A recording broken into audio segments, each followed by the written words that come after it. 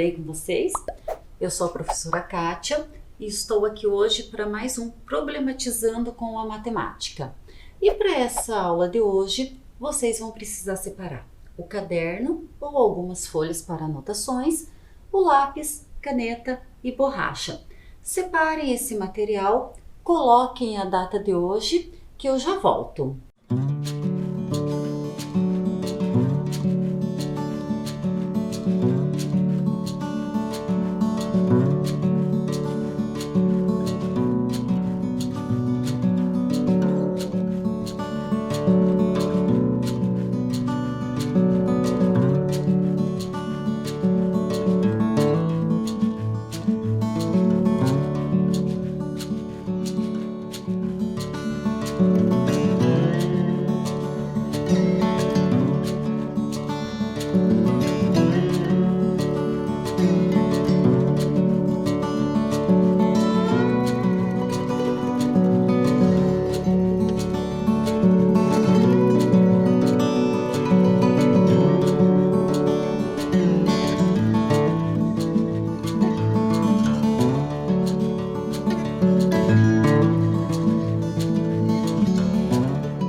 Materiais separados, colocaram a data, então vamos começar a nossa aula de hoje.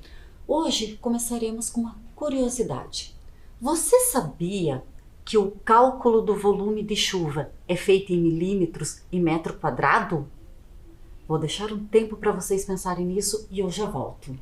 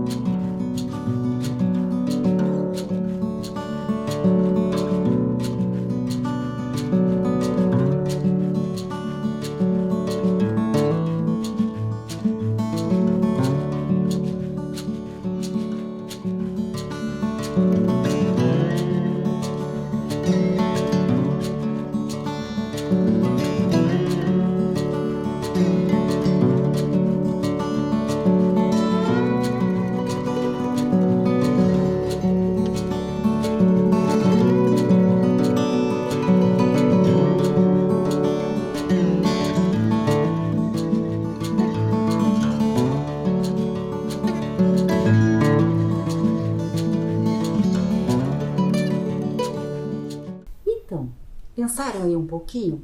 Estranho, né? Quando nós falamos que o volume de chuva é água e ele é feito cálculo em milímetros e metro quadrado. Vamos ver um pouquinho sobre isso. Em um espaço de 1 metro por 1 metro, 1 litro de água subiria até a marca de 1 milímetro. Ou seja, 1 milímetro de chuva equivale a 1 litro de água por metro quadrado. Em um caso onde o volume de chuva registrado é de 50 milímetros, seriam 50 litros de água em cada metro quadrado. Então percebam que a gente sempre escuta nos noticiários, né? Previsão de chuva, choveu tantos milímetros em determinada região. Que engraçado, né? Ou até estranho falar em litro com metro quadrado. Mas vamos entender um pouquinho melhor isso. Vejam essa informação, é muito importante. 1 milímetro de chuva equivale a 1 litro de água por metro quadrado.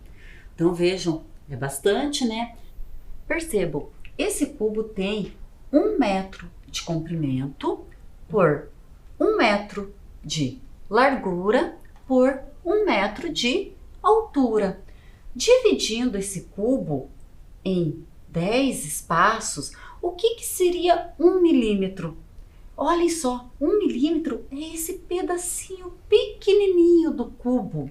Então vejam, 1 milímetro é esse pedacinho pequenininho. Percebam que 1 milímetro equivale a 1 litro de água por metro quadrado. Então aqui nós representamos o metro quadrado dentro desse cubo. Percebam que é tão pouquinha água que equivale a 1 litro. Então, olhem, esse gráfico, ele representa o volume de chuva em milímetros de Curitiba no ano de 2021. Olhem aqui o gráfico. Cada mês tem a quantidade de chuva em milímetros. Por exemplo, em janeiro, choveu 194,6 milímetros por metro quadrado. Lembre-se, os milímetros é por metro quadrado. Em fevereiro, 78,2 milímetros e assim por diante até chegar o mês de dezembro, que choveu 120 milímetros. Com base nos dados do gráfico, podemos dizer que em Curitiba, no ano de 2021, o volume de chuva foi exatamente 1.000 litros? Ou será que o volume de chuva foi mais de 1.000 litros?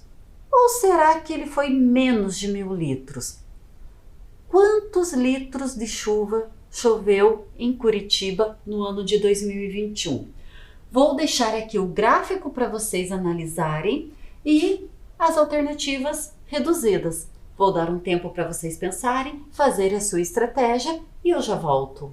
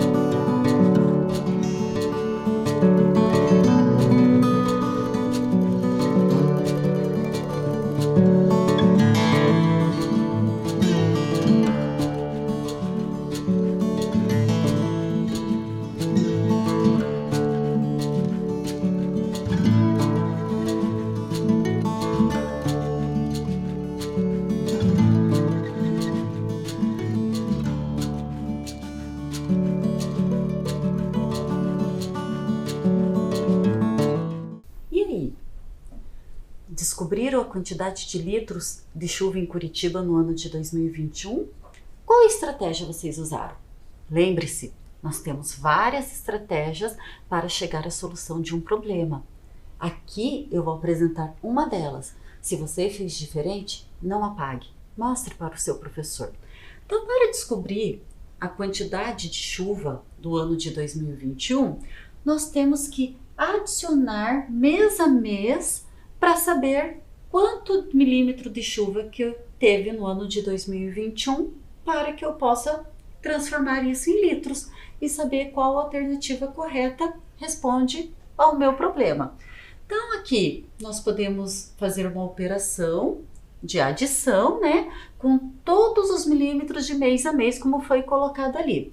Percebam que nós temos a ordem dos décimos, porque nós estamos trabalhando com os números decimais, né? Justamente por causa da vírgula. A vírgula indica que antes dela eu tenho a parte inteira do número, após a vírgula são a parte dos decimais. Então, eu tenho a ordem dos décimos, a ordem das unidades, a ordem das dezenas e a ordem das centenas.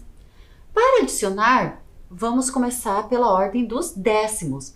Adicionando os números que estão ali no décimo, eu vou ter 40 décimos, ou seja, 0 décimos e 4 unidades, porque 40 décimos equivalem a 4 unidades e 0 décimos. Adicionando a ordem das unidades, nós teremos 61 unidades, ou seja, uma unidade e 6 dezenas, que nós temos que ir fazendo o reagrupamento. Adicionando os números da ordem da dezena, nós teremos 49 dezenas, ou seja, 9 dezenas e 4 centenas. Adicionando a ordem das centenas, teremos 10, ou seja, uma unidade de milhar e 0 centenas. Qual foi a soma dessa adição? 1.091, ou seja, se em Curitiba no ano de 2021 choveu 1.091 milímetros, isso vai equivaler a 1.091 litros. Qual a alternativa correta? Que no ano de 2021 o volume de chuva foi mais de 1.000 litros. Ok, estudantes? Tranquilo até aqui? Gostaram dessa curiosidade de como é feito o cálculo do milímetro da chuva? Interessante, né? Vamos para a nossa próxima proposta? Segundo o IBGE, em 2013, os estados de Santa Catarina e Paraná têm suas áreas aproximadas, respectivamente, iguais a 4,25 e 7,20 da área da região sul do Brasil. A área do Rio Grande do Sul ultrapassa 50% da área da região sul? Então, olhem lá o mapa do Brasil. A região sul são esses 3 estados e eles formam aqui Paraná, Santa Catarina, Rio Grande do Sul. O que o problema nos traz? Que a região sul do Brasil, a Santa Catarina tem. Santa Catarina é esse aqui do meio. Tem 4,25 da região da... Tem 4,25 da área da região sul. Paraná, que é esse primeiro estado aqui, tem 7,20 da área da região sul. E o Rio Grande do Sul, que é este aqui, o maior estado da região sul, tem mais de 50%. Será que isso é uma verdade? Ou será que não é 50%? Vou dar um tempo para vocês pensarem, resolverem com sua estratégia e eu já volto.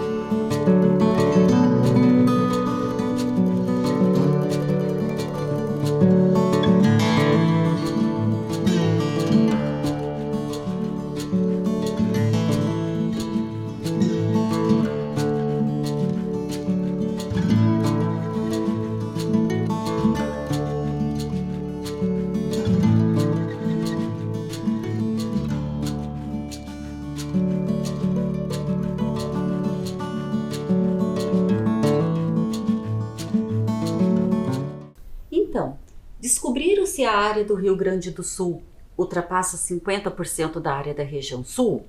Vamos ver então? Olhem aqui, se nós estamos falando da região sul e está envolvendo porcentagem, porcentagem quer dizer o quê? Que eu tenho 100%, o meu todo é 100%. Então eu vou representar a região sul com esse desenho, representando o 100%. Então aqui eu tenho 100 quadradinhos que representam o estado do Paraná, Santa Catarina e Rio Grande do Sul, que são os 3 estados da região sul. Então os 3 estados têm que formar 100% da área. Santa Catarina tem 4/25. Como que eu faço isso? Como que eu vou pegar 4/25 dessa região se eu estou falando em porcentagem? Então vamos pensar assim. Vou repetir aqui o desenho e o que que acontece? O meu todo tem que ser dividido em 25 partes. O meu todo é o 100. Eu tenho 100 quadradinhos e eu tenho que dividir esse todo em 25 partes. Percebam, olhem lá a divisão que está sendo feita. Será que com essa divisão eu tenho 25 partes? Vamos ver. 1, 2, 3, 4, 5. 1, 2, 3, 4, 5. 5 vezes 5, 25 partes. Então, eu dividi a área da região sul em 25 partes. Dessas 25 partes, quantas partes pertencem a Santa Catarina? 4, né? Então, eu vou pegar 4 partes que pertencem a Santa Catarina. E essas 4 partes que pertencem a Santa Catarina, eu vou representar aqui no todo, que vale 100%. Quantas partes que eu vou pegar aqui? Quantos quadradinhos que Santa Catarina representa? Vamos ver quantos que representam os 4 que faz parte de Santa Catarina? 1, 2, 3, 4, 8, 12, 16. Sei que 16 quadradinhos representam a área de Santa Catarina. Então, eu vou representar aqui 16. Eu tenho 10 quadradinhos aqui, mais 6, eu tenho os 16 quadradinhos que representam a área de Santa Catarina. Só que agora eu não tenho mais 100%, né? Santa Catarina já pegou 16% é de Santa Catarina. Então, olhem lá, 84% é o que está sobrando. Então, esses 84%, um tanto é do Paraná e outro tanto do Rio Grande do Sul. Vamos ver agora a informação do Paraná. Paraná tem 7/20 da região região do Sul. Então, vamos pegar o nosso todo. Em quantas partes que eu tenho que dividir o nosso todo? Em 20 partes. Lembram? Santa Catarina, nós dividimos em 25. Paraná, nós vamos pegar o todo e vamos dividir em 20 partes. Percebam lá a divisão que será feita. Olhem lá. Será que eu tenho 20 partes? Vamos ver? 1, 2, 3, 4. 1, 2, 3, 4, 5. Ou seja, 5 vezes 4, 20. Eu tenho 20 partes divididas do todo. Quantas partes pertencem ao Paraná? 7 partes. O que eu tenho que fazer? Dessa divisão, eu tenho que pegar 7 pedaços que pertencem ao Paraná. Percebam lá, 7. Vejam que aqui foi pego o quadradinho inteiro. Ah, mas não era para ter pego só meio e esse outro meio aqui? Não tem problema, porque metade desse quadradinho mais metade desse quadradinho equivale a um quadrado inteiro. Não tem problema fazer daquela parte, daquele jeito. Então, vamos representar agora o Paraná aqui no todo. Quantos quadradinhos que eu vou pintar para o Paraná? Vamos ver? 1, 2, 3, 4, 5, 6, 7, 8, 9, 10. 10, 20, 22, 24, 26, 28, 30, 32, 34, 35 quadradinhos. Aqui eu já tinha os 16 do Santa Catarina. Agora eu vou pintar os do Paraná. Percebam lá toda a área do Paraná representada aqui no todo. Santa Catarina de amarelo, Paraná de azul. Será que sobrou 50%, mais de 50% para Rio Grande do Sul? Percebam que 1, 2, 3, 4, 5, 50, mais um aqui, 51. Qual é a porcentagem que sobrou para o Rio Grande do Sul? 49%. Ou seja, Rio Grande do Sul tem 49% da área da região sul, ou seja, não ultrapassa 50%. Interessante, né, pessoal? Tranquilo até aqui? Vamos para a nossa próxima proposta? A balança está em equilíbrio. Sabendo que frutas iguais têm a mesma massa e que a massa da manga é 400 gramas, qual é a massa de cada abacaxi? Olhem a balança, ela está em equilíbrio. Em um prato da balança temos 2 abacaxis e uma manga, e no outro prato da balança temos 5 mangas. Qual é a massa de cada abacaxi? Um tempo e eu já volto.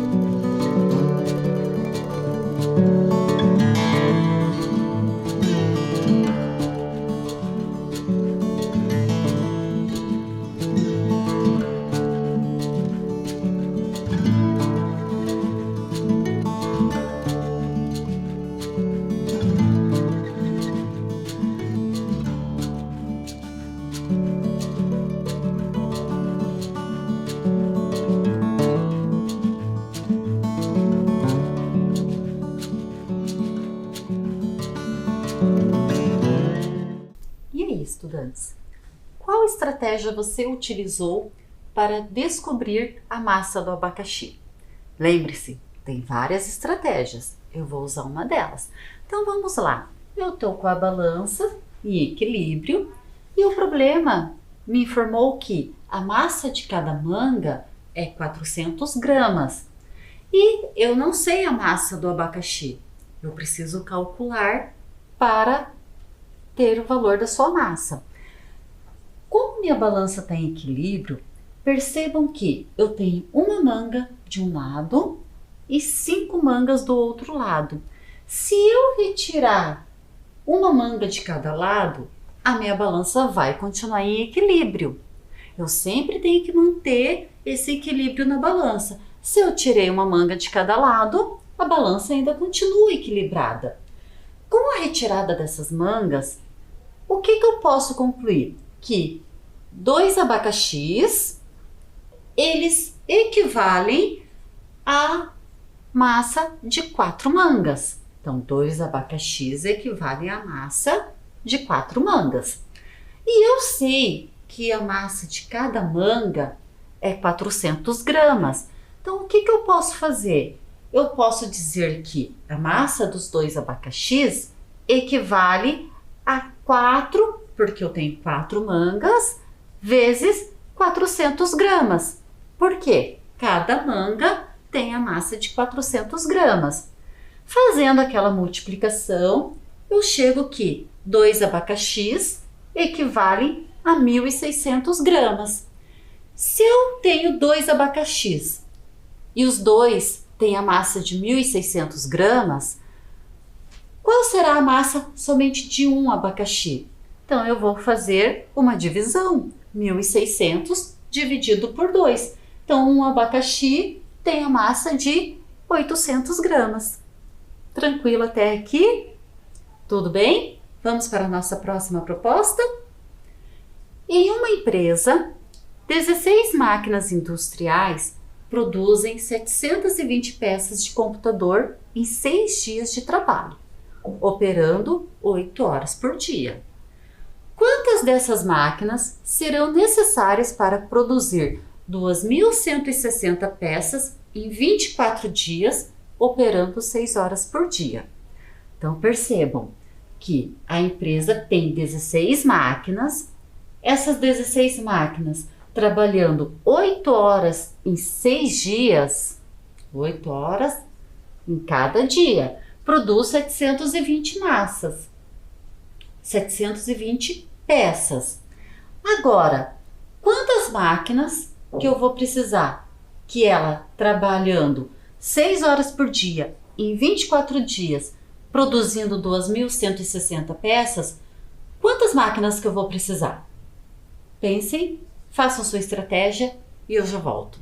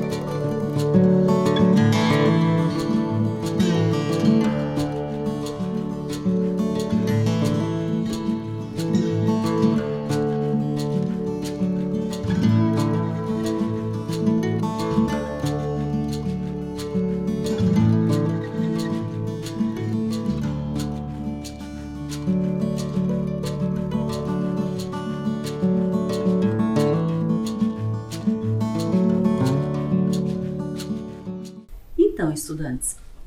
Vamos resolver esse problema?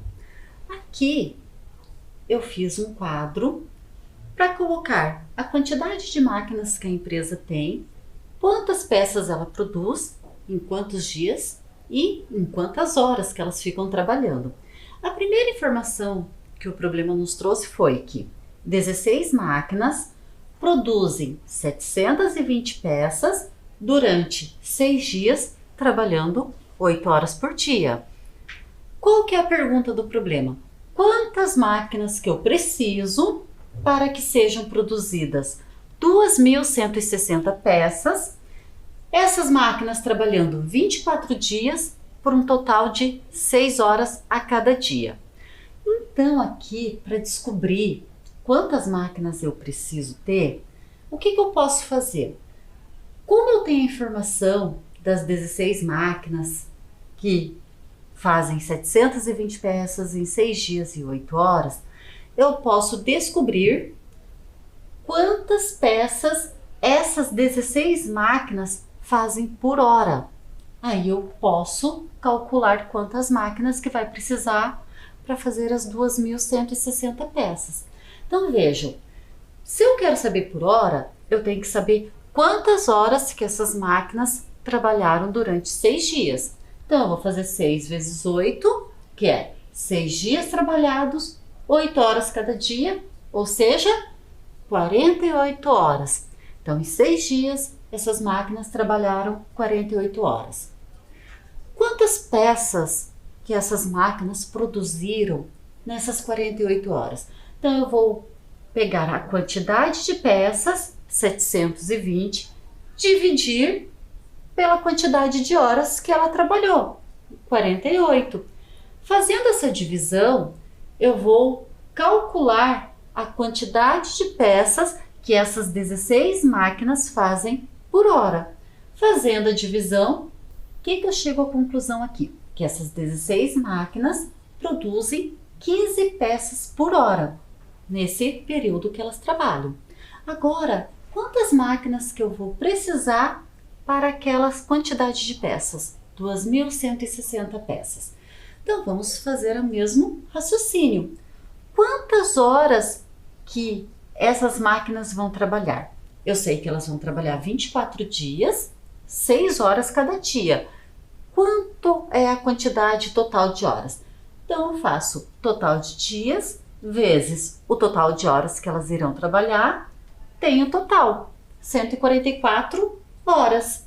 Então, em 24 dias, essas máquinas que eu não sei a quantidade, irão trabalhar 144 horas. E quantas peças que essas máquinas irão produzir por hora? Eu sei que o total de peças é 2.160 e eu sei que ela irá trabalhar 144 horas. Então, eu vou fazer uma divisão também. 2.160 divididos por 144, também cheguei a 15. Ou seja, essa quantidade de máquinas terá que fabricar 15 peças por hora também. O que eu posso concluir? 16 máquinas fazem 15 peças por hora. Quantas máquinas que vão fazer 15 peças por hora também? 16 máquinas. Ou seja, as mesmas 16 máquinas trabalhando mais dias e mesmo reduzindo um pouquinho a carga horária, elas vão precisar de 16 máquinas para produzir as 2.160 peças. Ok? Tranquilo? Vamos para a próxima. Olhem lá, uma outra curiosidade. Você sabe como a energia solar fotovoltaica funciona? Olhem essas imagens. Essa energia solar fotovoltaica são essas placas que são instaladas em fazendas, chácaras, em casas, comércios. Como será que ela funciona? Pensem e eu já volto.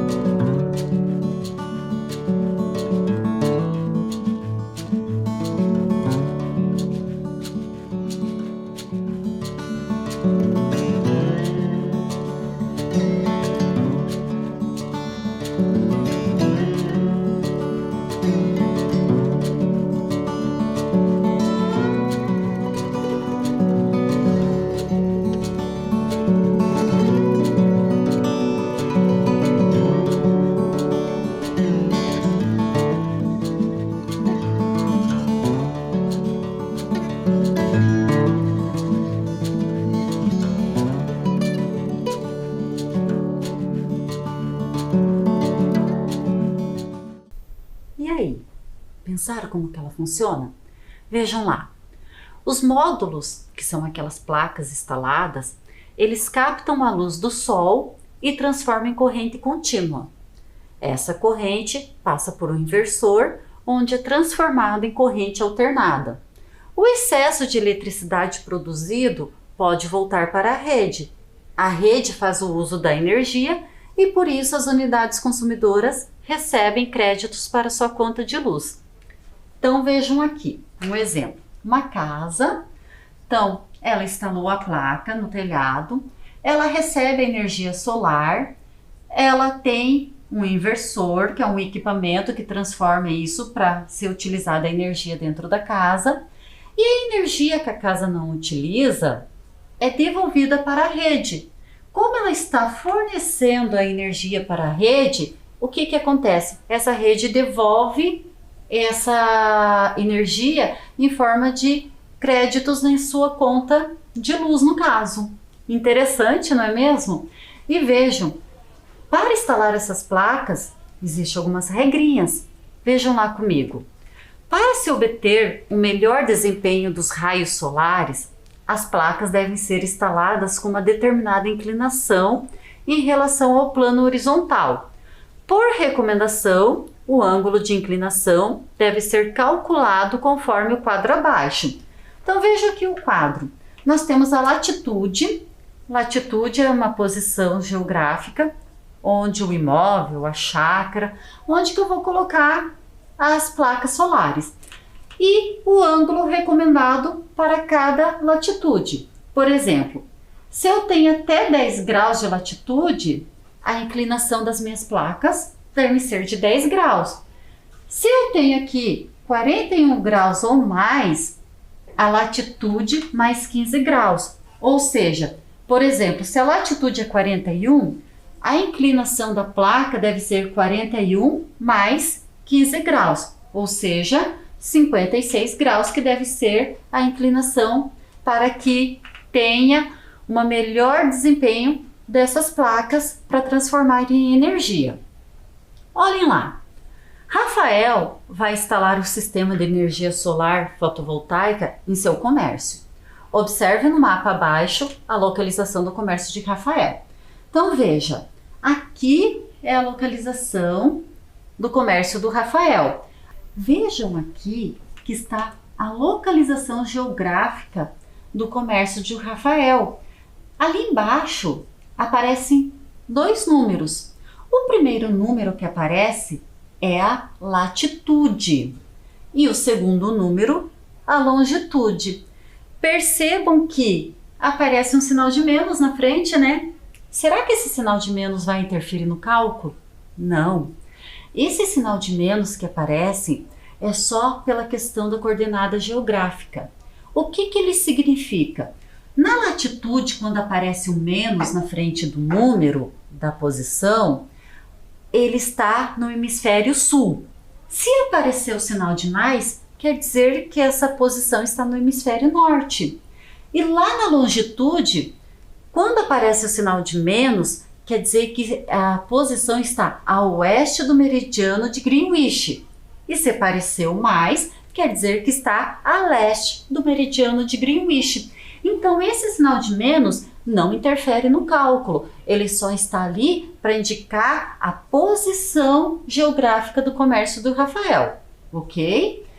Então, olhem lá, sabendo a latitude da localização do comércio do Rafael, para ele ter o melhor desempenho das placas fotovoltaicas, em qual inclinação as placas deverão ser instaladas? Então, eu vou deixar aqui para vocês o quadro, como deve ser feito o cálculo, e a posição geográfica do comércio do Rafael. Um tempo e eu já volto.